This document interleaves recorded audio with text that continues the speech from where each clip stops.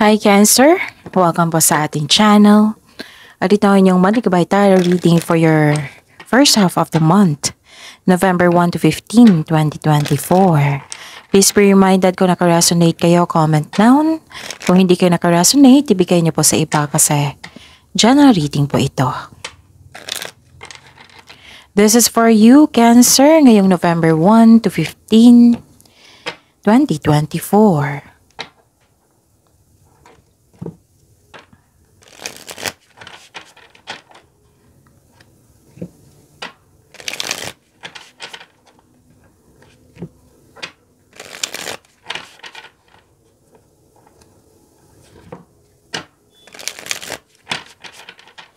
Para po ito sa inyo, Cancer, ngayong November 1 to 15, 2024. Maraming salamat po sa inyong patuloy na suporta at maraming salamat din po sa mga hindi nag-skip ng ads. Gamitin ang reading na ito bilang gabay lamang sa mga hindi pa nag-subscribe. Subscribe na po kayo at click bell notification para malaman nyo na may bago tayong video. Para sa mga gusto magpa-reading po, may lumabas dyan sa screen nyo ngayon. Panoorin nyo po at sundin ng instruction. Calling the attention sa mga suki ko dito na Cancer. Open na po inyong monthly kabay tarot reading for November 2024. May 6 months from now reading tayo at love life reading po. So message me Cancer for schedule. Maraming salamat po. Spirits guide, mga ganap po para kay Cancer. Ngayong November 1 to 15, 2024, I need 3 cards po.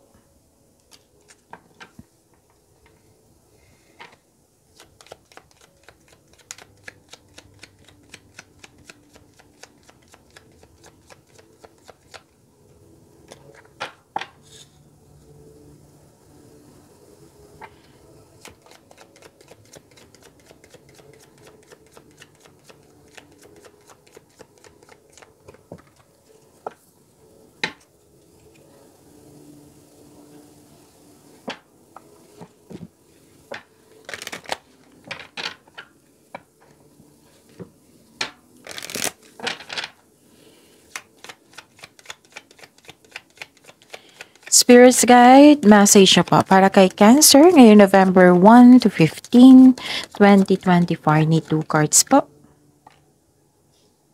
Okay.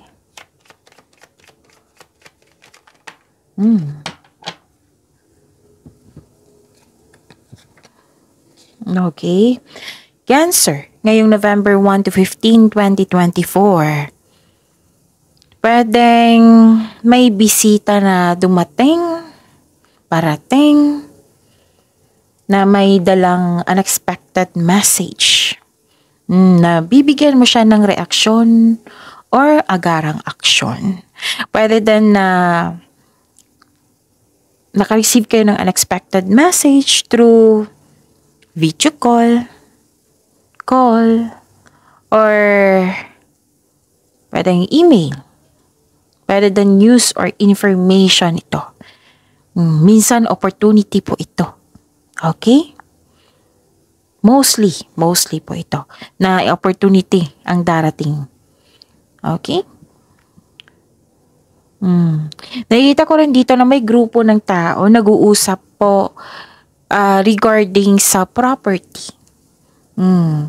Nag-uusap po kayo. Tapos, pwedeng nag-uusap sa domestic matters. Pwedeng, nag-uusap kayo sa isang property. Pwedeng bumili kayo ng property, ibenta, or iparenta po. Yes.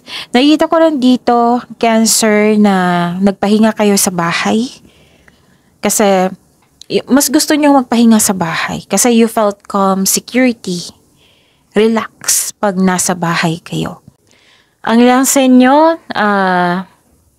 while nagtatrabaho, nag-iisip dito, magbabakasyon talaga ako, uuwi ako sa amin, or mag-staycation ako sa amin para makapag-relax, para makapag-isip. Ang ilan sa inyo, home base yung trabaho. Marami kayong ginagawa dyan sa bahay nyo. Yun.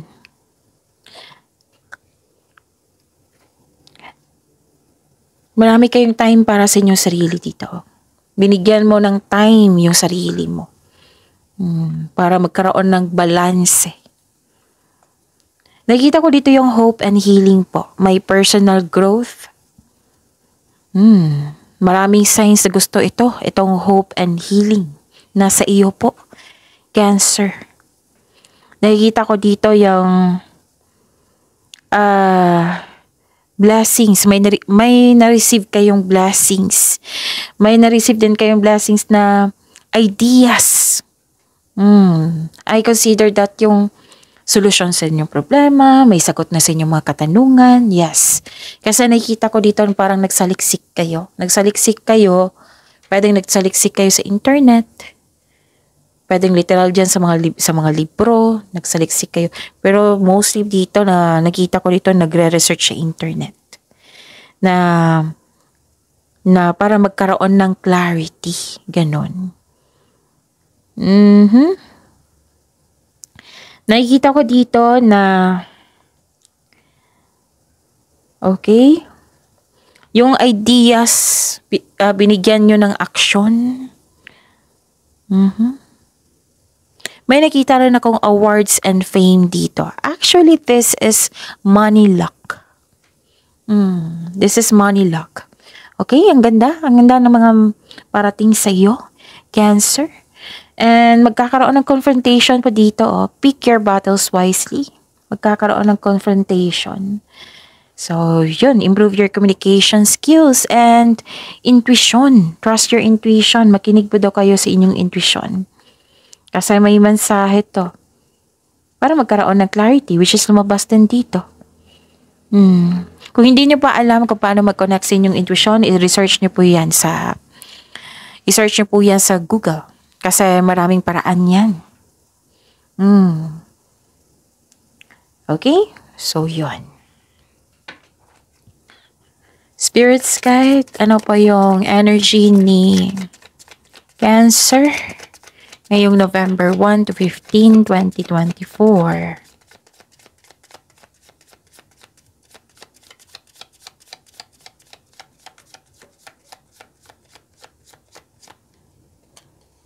May confrontation din dito at dito. So, may pag-uusap sa isang tao. Okay? So, the clarification of this card po, para po kay Cancer. Energy po nila ngayong November 1 to 15, 2024.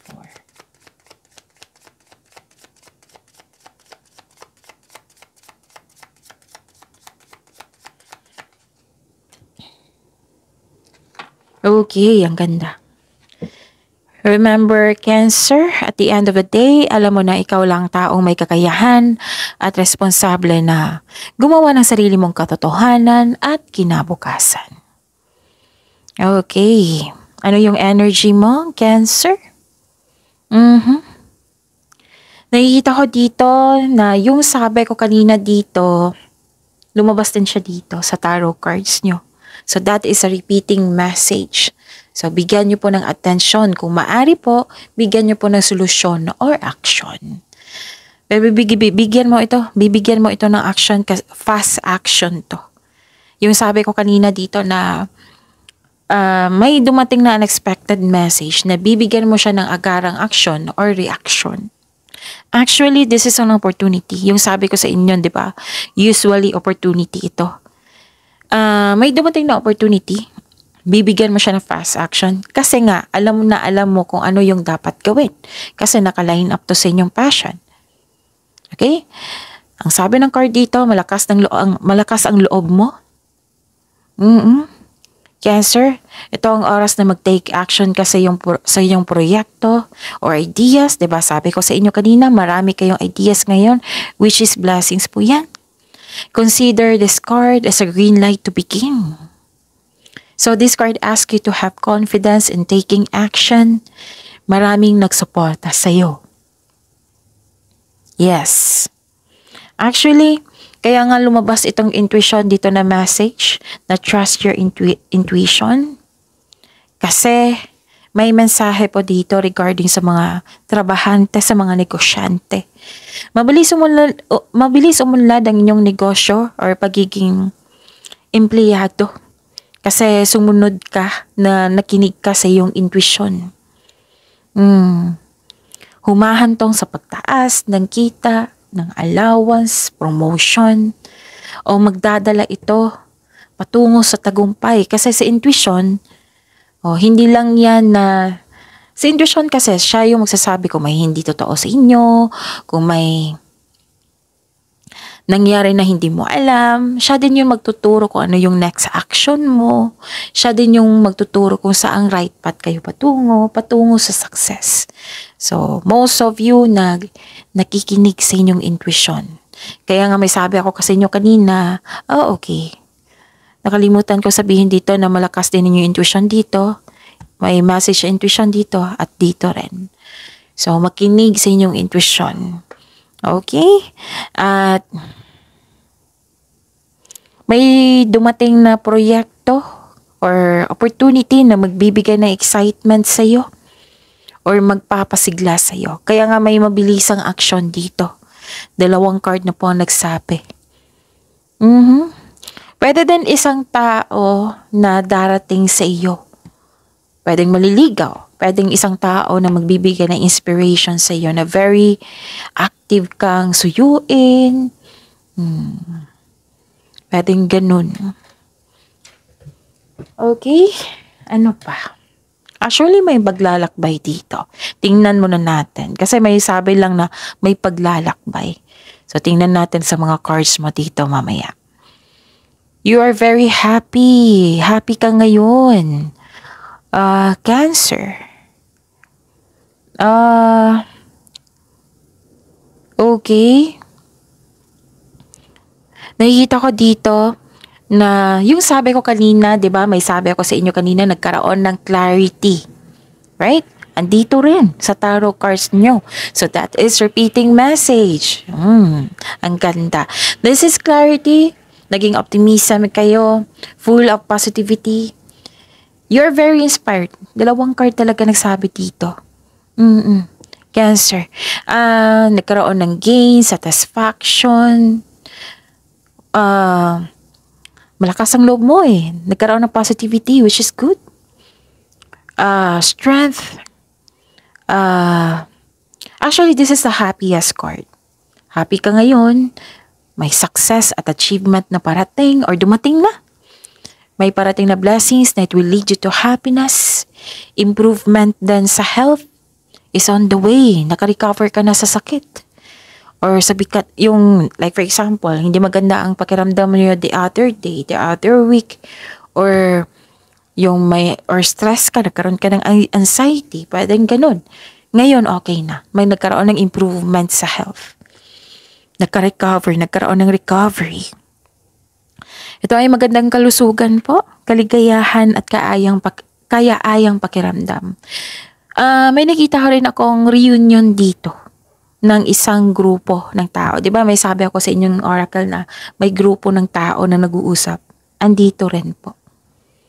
So, yung sabi ko sa inyo kanina, so this is the clarification of your cards here and here na 'di ba sabi ko kanina na naging komportable ka pag nasa bahay. Andito rin sa tarot cards nyo. Komportable ka, secure ka pag nasa bahay ka. Actually, may mga bisita kang mga bata na nagbibigay sa iyo ng kaligayahan. Pwede din group of people na gustong-gusto mo sila.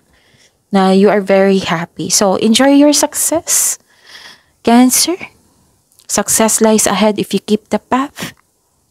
May matanggap ka na news na may buntis or wedding. Yes, Cancer. Maaring nagkaroon kayo ng happy bonding ngayon. May balak kayong mag-outing. Yes. To escape everyday pressures. Dumating nga. 2 card na mismo nagsabi dito ha. Andito rin sa oracle nyo. Exciting opportunities. May parating po. Or dumating na ngayon. Magkakaroon ng financial growth. Okay. Recognition din, andito rin. Yes. Di ba may recognition dito? May recognition. Dalawang card na po nagsabi na may recognition. Yung, okay, acknowledgement, in-acknowledge yung bigay mong, yung bigay mong trabaho, service. Basta nakilala ka. Cancer. Basta may mga bata dito nagbibigay sa iyo ng saya. Very inspired ka. You're happy. Pwede din naging business partner yung family member. Or maaring tinutulungan ka ng grupo ng tao, pamilya mo, sa iyong negosyo or sa inyong project na nagbibigay ng happiness sa iyong buhay. You are feeling healthier inside and out. Na-overcome mo na yung nararamdaman mong sadness or illness. Yes. Ang ganda ng cards nyo, Cancer. Spirit's Guide, possible blessings po na ma-receive ni Cancer ngayong November 1 to 15, 2024.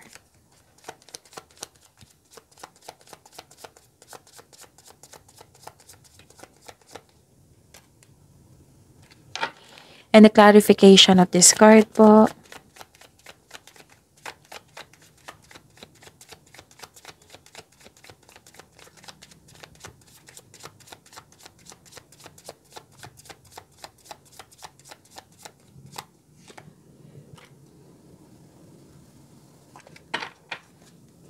Okay. Cancer. Nakita ko dito. Okay. Pagpaplano to eh. Gumagawa kayo ng strategy, pagpaplano. Bumuo ng isang diskarte upang makuha ang gusto mo. Okay. Puro strategy to, plano. Busy kayo ngayon, Cancer. Ngayong first half of the month. Kasi may opportunity na dumating. So that is the blessings.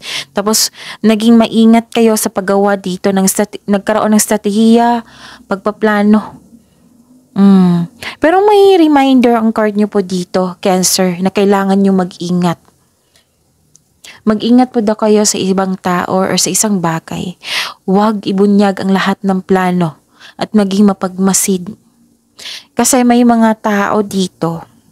Yes, kung maraming nag-support sa inyo, may tao dito na hindi totoo sa inyo. Kaya nga, kailangan ng pag-iingat dito. Like, huwag nyong i-share yung ideas mo or plano mo sa buhay. Kasi nakita ko dito, sinisira niya. Pwedeng literal na sinisiraan kayo. Pwedeng sinisira niya yung ideas nyo, yung plano nyo. Like, for example, hindi niya gusto yung plano nyo. Oppose. Yung tutol siya. May nakita ko dito mga sinungaling nagbabackstab sa'yo. May tinatago sa'yo. May plastic. May taong pwede din na may taong hindi ka binibigyan ng halaga, walang pakialam sa'yo. May posibleng panlilin lang, pagsisinungaling nga. May tao talagang hindi tapat sa'yo. Kaya nga, ang sabi ng card dito, itong binigay na idea sa inyo, which is considered that is a blessing yung ideas. So, puno kayo ng ideas dito na gusto nyong bigyan ng action kasi may action din dito. Bibigyan nyo ng action. Mag-ingat lang kayo. Huwag nyong i-share. What I meant is, mag-ingat lang. Kasi may tao talaga na maaring tutol, or hindi niya, or walang pakialam sa'yo. Basta may nagsinungaling dito. Deception to May panliling lang. So, mag-ingat kayo sa pag-share ng ideas mo, plano mo. So, mag-ingat sa isang tao na mahilig magmanipula. Okay?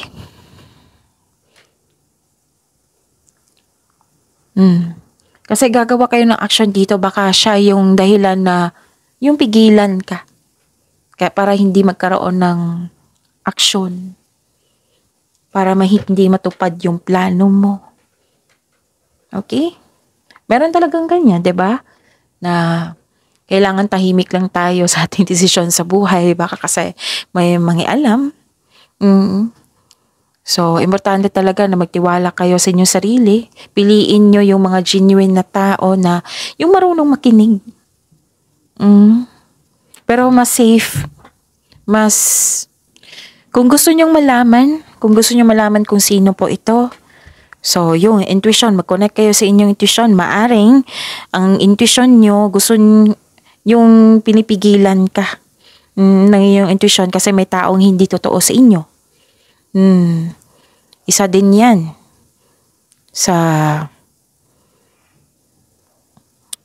na kailangan yung mag-connect sa inyong intuition. Okay? So, yun. Umiwas kayo sa taong hindi totoo sa inyo. Mag-ingat kayo sa inyong, anong tawag ito? Sa inyong ideas, plano na gustong gawin. Ang daming mensahe. Okay.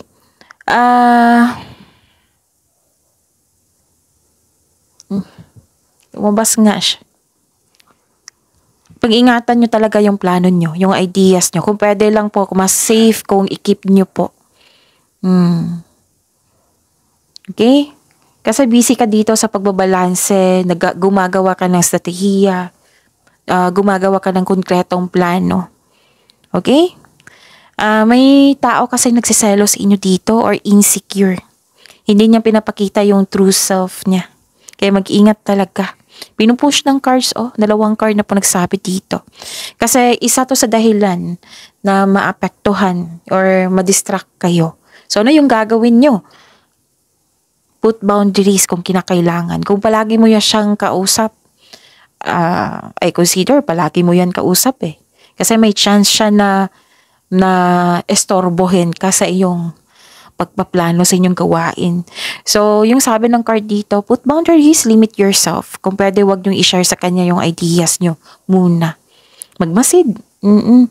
Mag-connect kayo sa inyong intuition para malaman niyo kung sino iyan. Okay? At magbigay po daw kayo ng time sa inyong sarili. Kumbaga, pamper yourself, bigyan ng oras sa inyong sarili.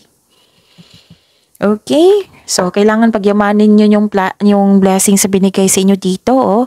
Siyempre na, pwedeng hiniling mo ito kay God na magkaroon ng growth and expansion. Tapos binigyan kayo ng blessings, which is opportunities. Pwedeng yung ideas, blessings din yun na kailangan yung pagyamanin. Kasi nasa Diyos ang awa, nasa tao ang gawa. Binigay sa inyo ng universe niyan para pagyamanin. So, focus kayo sa inyong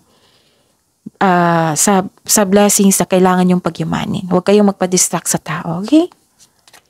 Spirits guide, challenges na ma-overcome po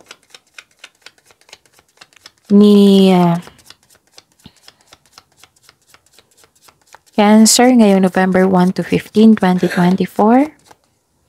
And the clarification of this card po, ang daming mensahe.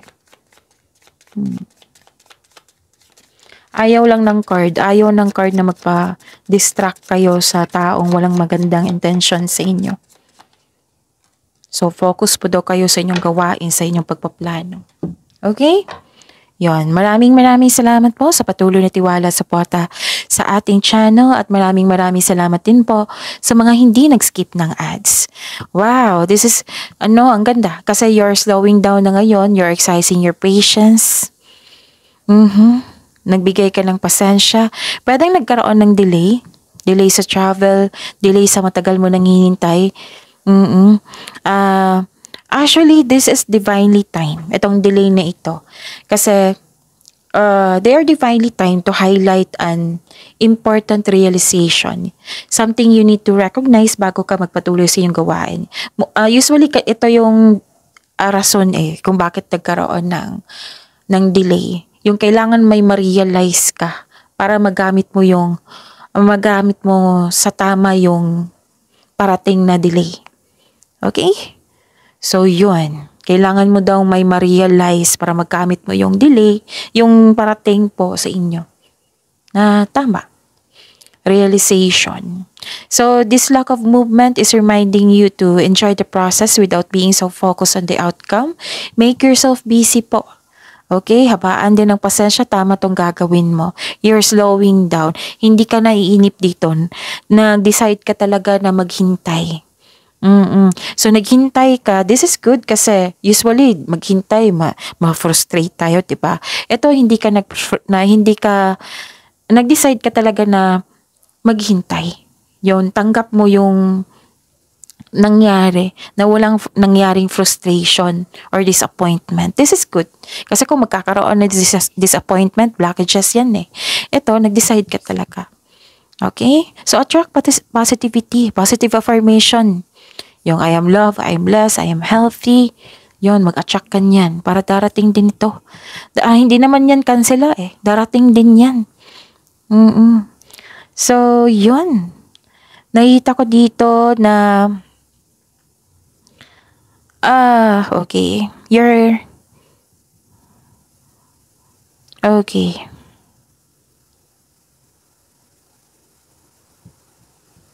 May nakita kong pag-aaway dito. Sa kasamahan.